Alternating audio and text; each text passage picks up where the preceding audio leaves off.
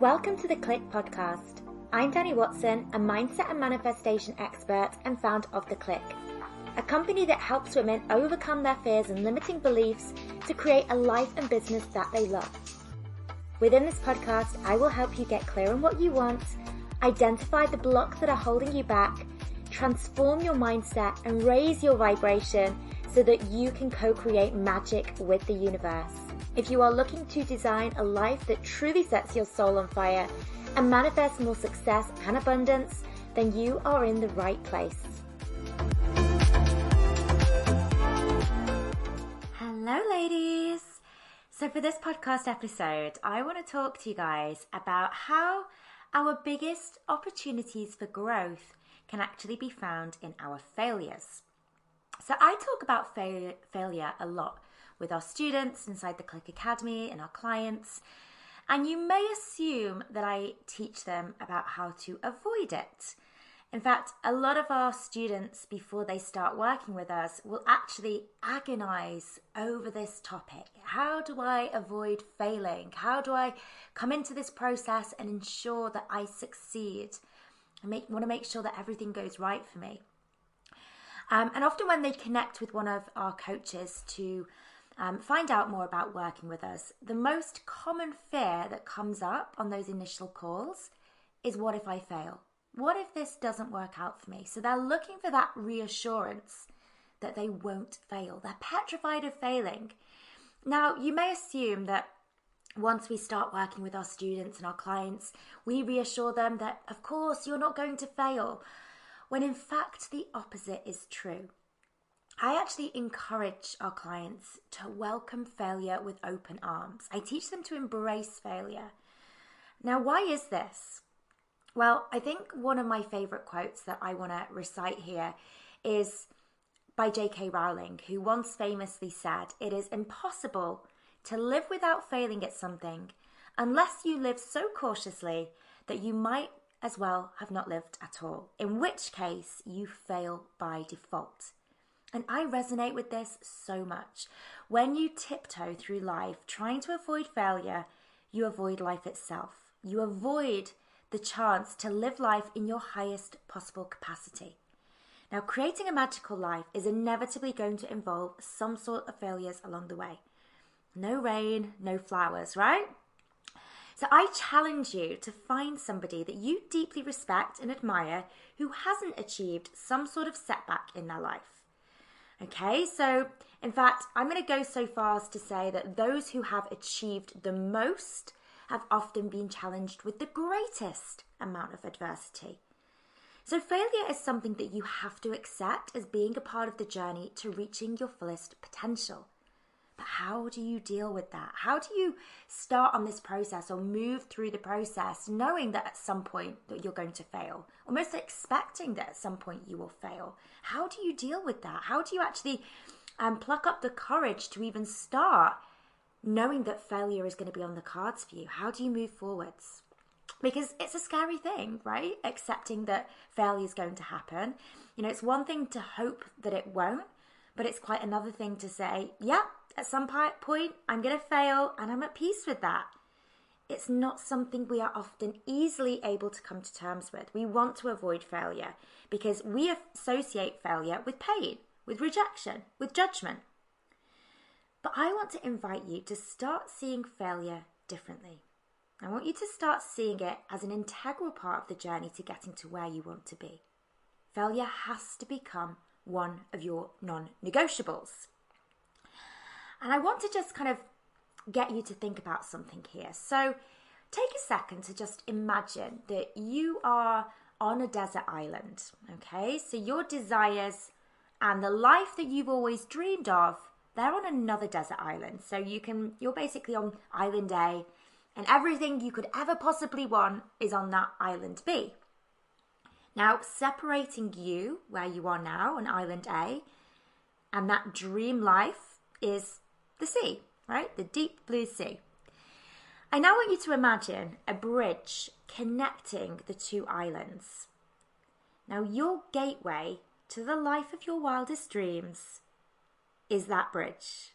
Okay? It's the only thing that's going to get you from that island A to that island B. And that bridge, its name is failure. It is the only route to your desire. You've got to cross that bridge if you want to get to the other side. Without failure, your goals wouldn't manifest. Now, you might be thinking, well, maybe it's the only bridge to get me to the other side, but I'd like to request the speedboat. I'm going to bypass the bridge entirely. Sorry, this isn't possible. It does not work like that. You've got to go via the failure route. It's the only way. And I now want to explain why. The reason for this is because the goal is never just about what you want to have. Now, yes, there may be lots of stuff on that island. The money, the luxury travel, the dream home, the success. But all of that stuff alone will not make you fulfilled. The goal is to also feel a certain way when we get there. Now, you could have all of the money in the world, yet still be unhappy. And we see this, right? We see this in society all the time. The people who have it all, but below the surface, are still miserable. So you can see it's never just about the stuff. You might be thinking, oh, well, I'll be happy when I get that dream home or when I can, travel first class. But it's never just about the stuff. It is about who you become in the process. It's about reaching your goals, but having expanded into the highest possible version of you along the way. It's about stepping into your power as you step towards your goals. Stepping into your power as the woman who is confident in who she is and what she stands for. The woman who radiates self-love and acceptance. The woman who is an inspiration to others. The woman who is totally at peace with herself and her world. The woman who knows she's reached her fullest potential. And that woman isn't born out of her wins. She is sculpted by her failures. Now, don't get me wrong. This woman may get joy from the money, the dream house, the jet-set lifestyle, but these are not the things through which she derives her worth. And that is important. Your worth is something you have to build from the inside. If you constantly measure your worth on what you have, you are handing your power over to something that is external to you, something that is beyond your control. You could lose it all tomorrow, and then what? What are you left with? So you see, your worth has to come from within. How you derive your joy has to come from within. If not, you will always find that you'll have all of the stuff, and that may give you a quick fix, but it won't be enough. You will always be left wanting more and more and more. You will get to that island, and you'll be like, well, what's next? I've got all of this amazing stuff now. What is next? Now, what does this have to do with failure? Where am I going with this? Why do you need to take that failure bridge rather than, bypassing the bridge via a speedboat? What does failure have to do with your self-worth? Well, because failure is one of the most empowering ways to strengthen your self-worth. You may not actually realize this, but failure is one of the best ways to strengthen your self-worth. Failure is actually the route to inner joy. Every time you fail and you survive, and not only survive, but you keep going, you become stronger. You become more resilient. You light the fire within you. With every failure you overcome, you begin to recognize how strong you were all along. The more times you fail and pick yourself back up again, the more you will realize just how amazing you actually are. You will claim your worth, and there will be nothing that can damage it. So you see, your failures are actually the gateway to your power. Failures give us so many opportunities for growth. Delight in failure, as it is failure that blesses you with your strength. Revel in failure, as those setbacks can be the catalysts that you need to rise up as the leader that you are meant to be. Know that your failures will teach you so much more about yourself than your wins ever will. And I know this from my own story, from my own journey. If I look back over the years and what has really helped me claim my worth, know who I am and own it unapologetically, it's how I've survived through my failures.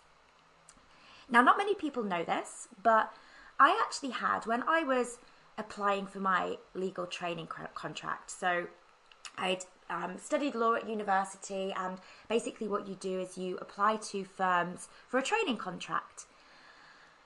I actually applied to so many different companies, and I had over 75 rejection letters. Over 75. Can you imagine that?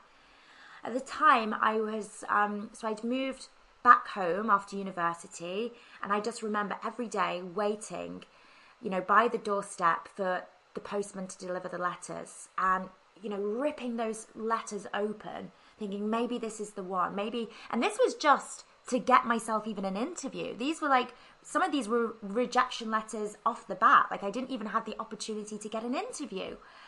75. Now, do I look back and say, oh God, I wish I didn't have to experience that? No, I look back and I realise how much those knockbacks shaped me for the better. Now, what was interesting is that at the time of those failures, it felt like my worth was at an all-time low, right? I felt useless. I felt rejected. I felt not good enough. I was like, what have I done wrong? I'd had a 2-1 from uni, so my grades were fine. I was like, why is this not working out for me? I just felt really, really rubbish about myself. And that's the thing with failure. When you are living it, it can feel like the worst place to be. But I like to think about failure like a really, really tough workout. You may hate it at the time, but afterwards you feel so good and so thankful that you stuck it through. Now, going back to my training contract rejections, I did eventually get my yes. God knows how many interviews and assessment days later, I got my yes. And then, years later, when it came to me stepping into my business, I began to think about all of the failures that I'd survived previously. How amazing was I for having the strength to keep persisting despite all of those knockbacks?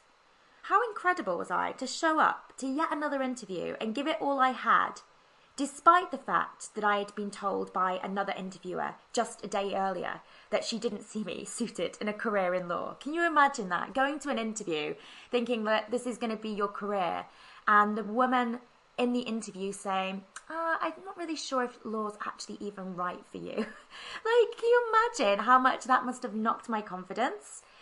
But I still got back up, picked myself back up, dusted myself off, and I went again. I went, to the next interview the next day. And looking back at those memories, in that moment, I reminded myself just how worthy I was of creating the life that I desired. Now, when I hit one of my big income milestones last year, which meant that my partner and I were able to purchase our home, I remember thinking how amazing and exciting it was to see the physical manifestations come into existence. I remember walking into, we've got a beautiful, huge garden. We back out onto all of these amazing fields. And I remember when we first moved in, walking around our huge garden and thinking to myself, you've done it. Oh my God, you've actually done it. But what was even more interesting was that it was how I felt about myself in that moment. So yes, finally getting the house that I'd been wanting to buy for so long, that felt incredible.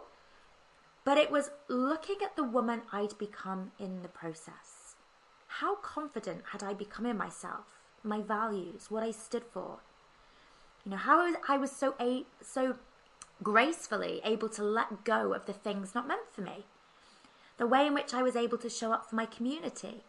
My ability to see the light even on the stormiest of days. My ability to inspire and to lead others. These things that I was so proud of myself about, these things were the product of my failures along the way. Everything I'd overcome had led me to that point. And in that moment, I felt myself glow with self-love, worthiness, acceptance. Not because of what I'd achieved externally, but because of who I'd become internally. And that, my friends, is the biggest reward of all, which is why I urge you to embrace every single failure with open arms. Now, to finish this, I would love to invite you to find something to fail at this week. It could be anything. It doesn't matter. Pick something that you are going to decide that you're going to try and fail at. Set yourself a crazy, ridiculous goal with the intention of failing. And then, once you fail, ask yourself the following question. How has this failure allowed me to grow? And I want you to write down as many things as possible so that you can start to see that failure is such a blessing when we start to realize how many opportunities for growth lie within them. So, get excited to fail, ladies. Have an amazing week, and I will connect with you again very, very soon. If you are wanting to build your own successful online coaching business, make sure to check out Freedom, Abundance and Impact, our free 10-day business and mindset course for coaches and aspiring coaches. To access, simply head to wearetheclick.com and click free course in the menu.